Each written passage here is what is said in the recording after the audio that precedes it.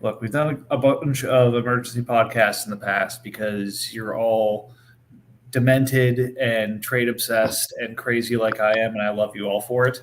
And this is just another example of you guys going nuts and needing to take a minute to celebrate it and look at how it's changed the makeup of the league so far. So we've got a nice group of six here: the Vikings, the Broncos, the Eagles, Giants, Titans, and Bengals. Some of these teams being directly involved in some of these big league shaping moves here that have taken place over the last, I guess, 48 hours. 9 deals in total. We'll go through them in a little bit more detail and do the proper reaction to it. But again, all thanks for being so active and thanks for joining in the celebration. Well, Mike, my salary this coming year is actually based on a percentage of activity in this league, so I'm happy to contribute to it. That's a great escalator to work into your contract. I got to see that language to see if I can slip that into my own. But anyways, 9 deals have happened. We'll start at the one happening right after the pod.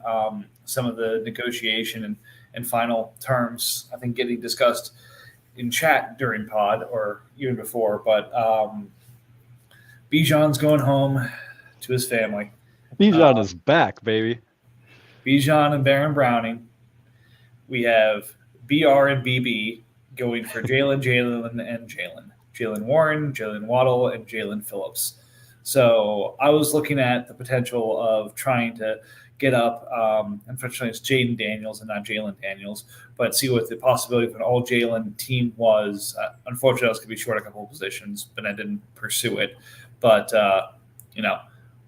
Bijan back to the Bengals, and I get, 3 pretty valuable pieces as I continue to tear it down. I think Bengals should go for the all Bijan team. I think because Bengals bought Bijan back and the trade involved 3 Jalens, this is the perfect trade. I agree. We don't need to trade as much. It's been found. We did it, guys.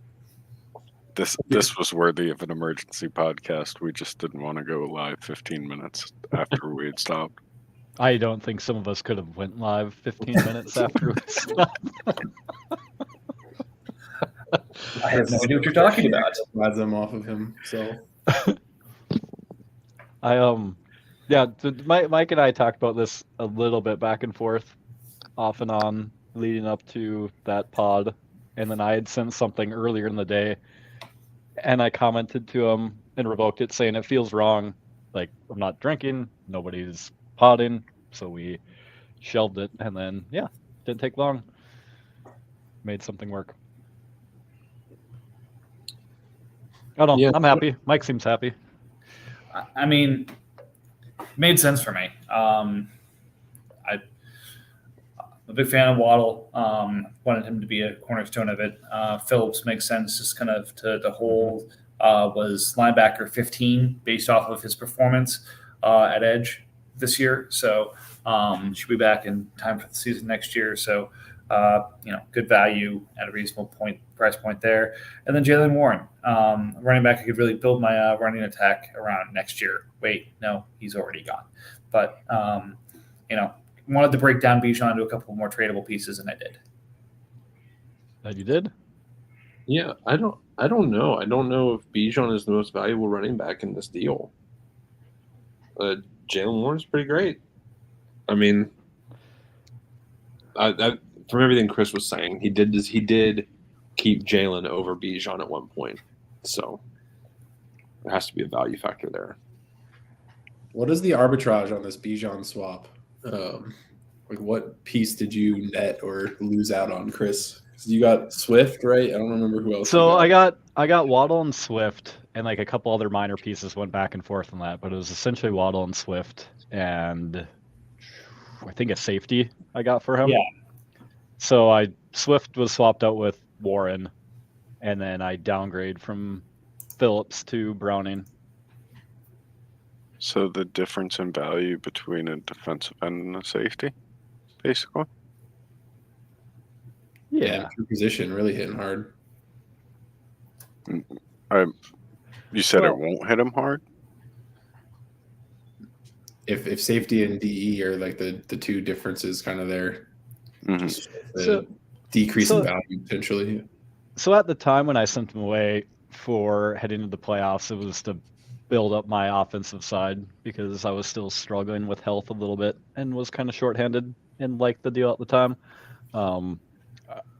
I regretted sending him away, so I'm just happy I had a chance to get him back because it's a player I like to root for. So I think I'd lose a little bit on the buyback, but again, I think Bijan's value also has potential to go up after this year yet, surprisingly Yeah. enough.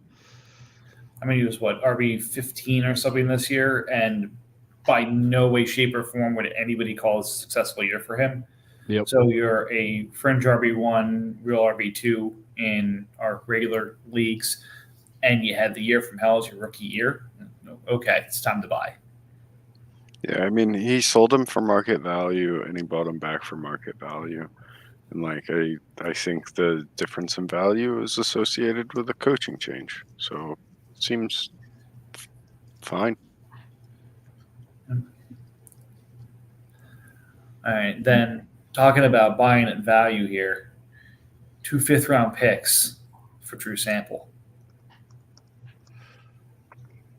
Do we have to Yeah. talk about this anymore? No, I mean, it blows up in my face if he doesn't resign with Cincinnati. I just like this because you mentioned Sample, and then moments later, he's on your team. Like, did the discussion give you the idea while we were chatting? No. Oh, okay.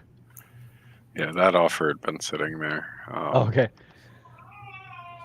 I don't know. I mean, I think that he's provided enough of a sample size to have a job no matter where he goes. Can we kick him, please? Let's get rid of him. He's on double secret probation, okay? Nobody tell him.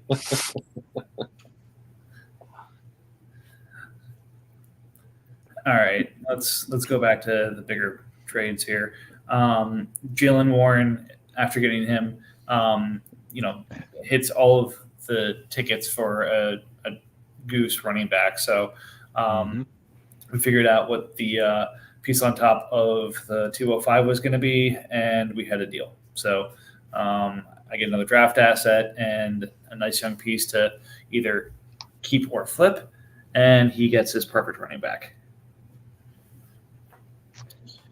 It's pretty incredible because didn't you give up, or didn't he give you Ritter for Surtain and then somehow Yes. got him back throughout the season and now he's back to you again? Yeah, so he gave me Ritter for Surtain, and then I'm now getting Surtain back in the Jalen Warren deal. I think he only did it because he recognized the irony there too. Pretty good. I like Jalen Warren. I think that 205 for the Pats pick is probably worth it to move off of him just in case. I mean, it's probably going to net you like a starter on defense at the very worst. I mean, if you take a good wide receiver or something and hit, it'll definitely be worth it. I like the Warren side of it right now, but it'll easily change depending on the pick. Yep. All right, and then getting off all of those things I just had to pick up some more draft capital. Javonte, Jalen Waddle, Christian Barmore, and the Chiefs 24 second for Fedarian Mathis. New England's first this year, which is the 105. Bengals first and the Packers first, which I think is 29 and 30. And I have the Giants pick already, so I now have the 5th, the 28th, the 29th, and the 30th pick, as well as the 37th pick. So loading up on those top 40s. I like this for both teams. I like the things that Patriots is buying. Like Javante's still really young. Jalen's still, is he 25? I think he's 24. He's 25. 25. Barrymore is 24 and like a really good defensive tackle. So, yeah. Pat's pick for Javonte. Bengals pick for Jalen. And I guess the extra value from the Pat's pick. My pick for Jalen. No. He's got those two backwards. Yeah. Okay. Yep. Oh yeah, I'm sorry. Yeah, the wide receiver is going for the early Yep, pick. yep. My apologies. Wait, Yeah, it makes Jalen a Waddle lot more for sense the now. 126 or the 128? Sold. I'll take 2. I have some trades to offer you. Yeah. I have late picks. Yeah, I like this. The two on the Viking side was probably necessary. But yeah, I think it's fine. Is Mathis a good player, or was he just he was a throw-in? Feels like a cap dump. He's a back and forth. Actually, I drafted him last year, and he went to Patriots in some, him and picks for a player on his team. So it's continuing the process of me taking back the players I drafted and had dumped over the last 2 years. Yeah, I like it. And you said, what was Patriots pick? Is it the 105? 105, yeah. Okay, and then 29 and 30, correct? Yep. Okay, yeah. I think that's, yeah.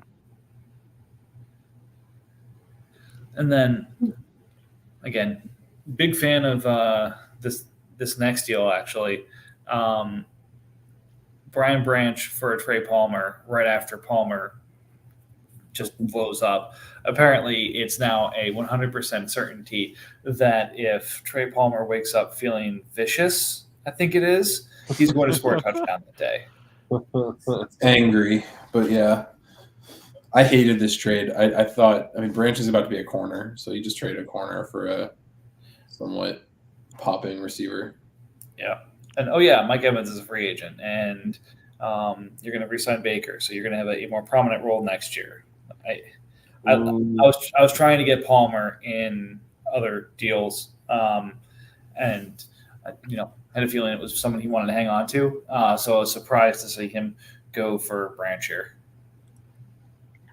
I don't know how much more prominent his role will be, but I do agree that just moving Branch for Palmer was not great for Chargers. Yeah, 60 targets for 900K is pretty nice.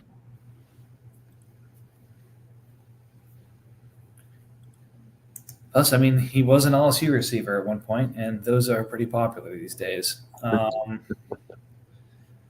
Go Tigers. Indeed.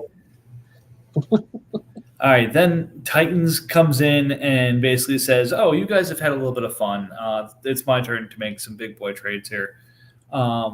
Moving his 25-second Marco Wilson and Malcolm Rodriguez for Jonathan Allen and the Ravens' third, which I think is in the 327 range. So basically getting a late third in Allen. I think the other two are basically cap dumps at this point. Yeah, it's a great deal for Titans. Allen's probably worth that anyway, and then getting the third on top is a nice little add, so I like that. Yeah, I was talking to Browns, and he didn't want to tag him, so he was just going to let him go for, I guess, what is a third round comp pick, I assume is what he would be getting. Yes. So technically he got a better deal than what he was going to originally be getting. But yeah, I just decided to jump all over it.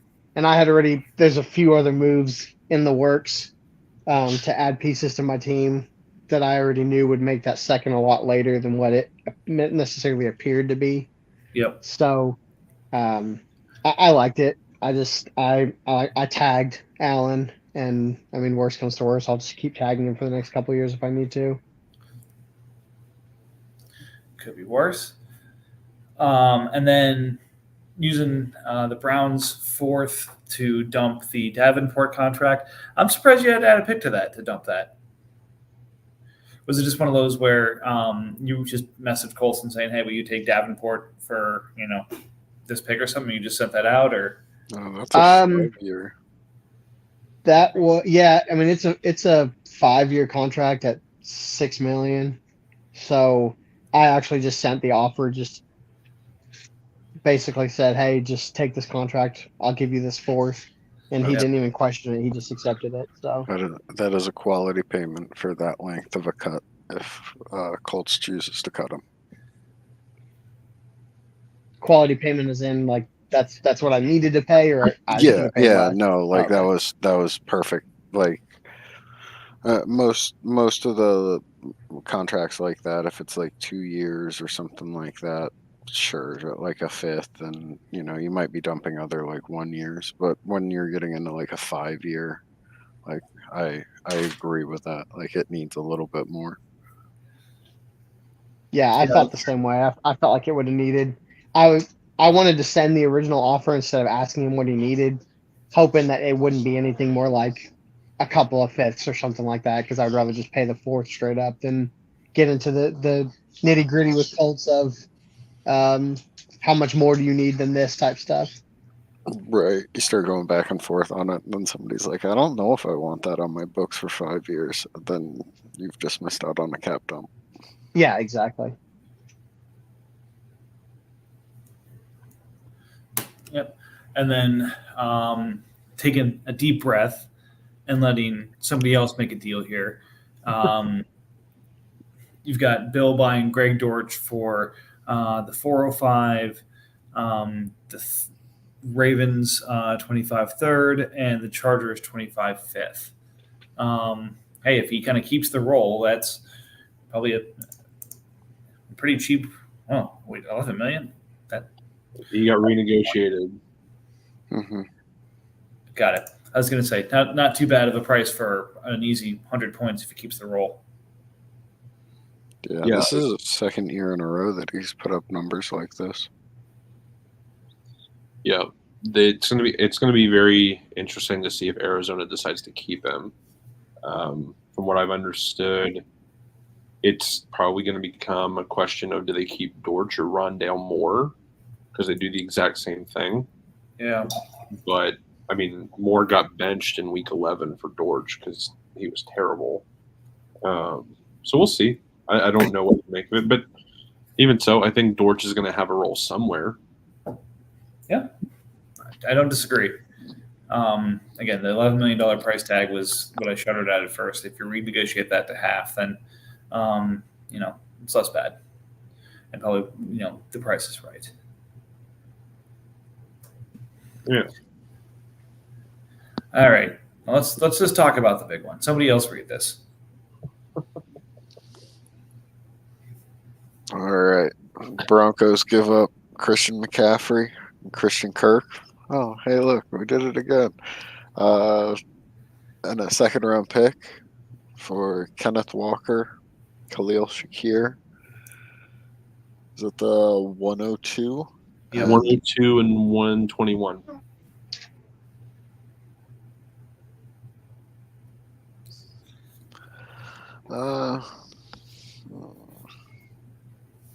So it's now what, Baker, McCaffrey, and Connor. Kirk. He's building himself a nice little offense here. I gotta get to the team real fast. Stark as well. Kirk I'm planning on adding a few more pieces as well. I've already got some deals that are agreed upon. So I mean, likely could be very nice if things break right in Baltimore. Yeah, if they start a 2 tight end set, that's dominance. Yeah, I mean, honestly, like at the moment, the only position that you truly need to focus on offensively is tight end. But that's so hard to find anyway that having a guy like Likely is totally worthwhile. Yeah, I mean, that's the thing. you hold out judgment because he's still got a couple more pieces coming onto the team, so you're not sure what holes are going to get filled, but it's starting to come together in a nice little nucleus. So, be interested to see what else ends up here. But it's starting to take shape a little bit, and there's still pieces beyond, just the picks to move here. Yeah, I think this. I think that this is a go all in move for Titans. He, like, I know what those guys did for me. Like, Christian McCaffrey basically took the division for me. I think this gives Titans the division until Christian McCaffrey falls off. When I first saw this trade, I wasn't a big fan of it. I've come around to each side a little bit more. But like Christian McCaffrey, probably worth like right around that 105, 106 range. Just because of how good he is at running back. Christian Kirk isn't worth just the 122 by itself. And probably isn't worth the difference in like the 104 and Christian McCaffrey either. So Kenneth Walker kind of needed to be in this, but like even Walker felt like an overpay. So like the second, that's fine. I would, if I was Titans, I would have tried to keep Khalil Shakir in this, but that's probably the only thing that just seems off on the trade. It's far better than I initially took it as. Trust me, it hurt my heart getting rid of Shakir because, as anybody who's going to be listening to this knows that have sent me an offer, I've told them that I want like an early second or a late first for Khalil Shakir because I think he's better than Gabe Davis. I just do. So it hurt my heart sending away Shakir. But I kind of felt like what you said, the difference between C-Mac and the 102 and Kirk and the 121, I kind of needed to add something more than what he was getting back. So Walker was, I don't want to say more of I really don't want to say a throw-in because I paid a lot for Walker, but like I probably would have straight up paid the 102 and Walker to get to Christian McCaffrey, if that makes sense. Like if other deals had fallen into place when Broncos sent me that original offer, I may have accepted it then because that's where the original offer kind of stemmed from, was that right there. But I didn't have a couple other deals in place already to make me decide to go all in on it. I mean, that's just when you're talking about running back, like a position that's hard to find, and you're talking about the top end, like that's unfortunately one of the steep costs that you have to do to go from like the eighth or 10th best running back to the best running back. Yeah, it's not pleasant, but like you have to pay that cost. Like if you're trying to upgrade like that. but he really is worth it. Like, I don't care that he's 28 by the time He is worth it until he is not producing like the best running back. Right. So, yeah, I mean, based on the roster, even as it sits, like, not even like, regardless of whatever else you have coming up, I think that until Christian falls, if your roster just stays as it is, I think you have the South for 2 to 3 more years, and it's just yours, and you can go to the playoffs every year. It won't be hard to win the division, but you definitely need to find some middle linebackers. Look, I mean, I like the deals, I like the moves, I like the way the team looks, but let's not overreact here. The Texans have Watson to his Mayfield, has Gibbs to his McCaffrey, has Metcalf and Devonta Smith to his Kirk and Chark, and a couple other pieces in place already. He hasn't locked up the South with this. He's moving in the right direction now. Like I Oh. said, I think maybe when you see the, I've got 2 or 3 deals still Yeah. that'll fall into place after rollover. I think you'll like my team a whole lot better than Texans and Jags. And that's the thing. I'm giving it kind of an incomplete right now. I like the direction it's going, and I see where the holes are, and I think those are, less difficult areas to fill right now. So with that in mind, it's kind of I'm going to hold off on making any kind of predictions here until I see what those end up looking like. And frankly, it's 82 million that are in salary adjustments for you right now. So between that and the rise in the cap, you're probably going to have something like, $80 million in cap available after rollover. And it's just going to be a matter of where that goes and to what players. Yeah, you're right. I'm going to have, I think I figured out I'm going to have more like 90 million after rollover. So, yeah. But yeah, like I said, you've got a good number of, I'd say, cornerstone pieces.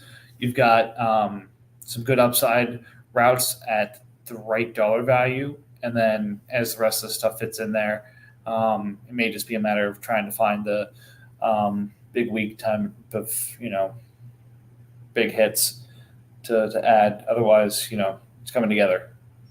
As long as both of the quarterbacks are starters, don't move off of them. You'll be tempted to go find a better one, but just stay with 2. It's a little bit more consistent,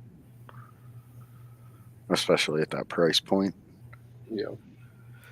Some of the other stuff I'd try to get younger on offense. Well, it's still like super valuable. Like you could turn Christian Kirk into somebody that's 25 and giving you the same production. Kirk's only 27 now. I mean, maybe. You're right with that. Like Kirk is, like that's the. Like, are you going to get 3 years or do you want 5 years? So it's kind of like you don't have to do it this year, but at some point you may have to look at that. Yeah, I mean, I think I have like a 3 to 4 year window because I mean, I have a lot of my pieces locked down for 2 to 3 to 4 years. So so my window's probably 3 years anyway. So I mean, I would probably rather keep Kirk for the 3 years than somebody who's 25 and a little bit less production. Yep. I don't think anybody's going to trade me a younger wide receiver for that gives that more production. It'd have to be more of a downgrade. Oh, you'd be surprised. Younger and more production. If you send offers, you can find it. That's right. The one thing that stands out to me, and like I hope these future offers include, is like defensive end and linebacker. Like I know defensive end is going to be easily replaceable, but linebacker is like we're only starting 1 linebacker, right? Or are we starting 2? I was told 1. 1 required, up to 3 with flexes. Yeah, I would. I still want 3 on my roster that are going to be productive. So, yep, just depth on defense, yeah. Yeah, I've definitely got a defensive end headed my way, along with a couple other defensive pieces, and then I've got a pretty decent wide receiver headed my way as well. So I think my biggest area is going to be seeing if anybody wants to trade for likely mostly, and seeing if I can get a more productive tight end. But I may just hold on to him. I haven't decided that either. I feel like I'm pretty solid in my linebacker room. I don't know. I guess it depends on if LVE comes back and is a part of the defense or not. Oh, that dude lost his job to Clark. Well, that's because Clark is from LSU. What did Van Der Esch go down with this year? A neck injury, the same. Oh no, he's never. No, Yeah. nobody should ever let that man play football again. Well, knowing Dallas, they're going to anyway. So, but I know McFadden has some issues in pass coverage, but I mean that can come with time. And then I have Jamin Davis as well. So I mean I've got two guys that are going to be linebackers next year that I think will give me some production. I feel like I might need one that's like more elite, one that gives me elite points versus Yep. two good linebackers. So those are really my two areas of concern. So feel free to send offers, everyone.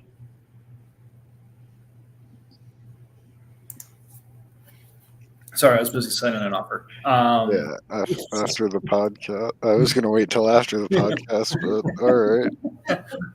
Well, I've never been one with good self-control, as our last couple of podcasts has shown. So I think we're ready to get back to it and see if we can make 9 more trades before we get together next week. Any parting thoughts on any of the 9 that have happened so far, and overall observations? No, Just loving the activity. One of these days, I believe it deep down in my soul, Giants will make a trade.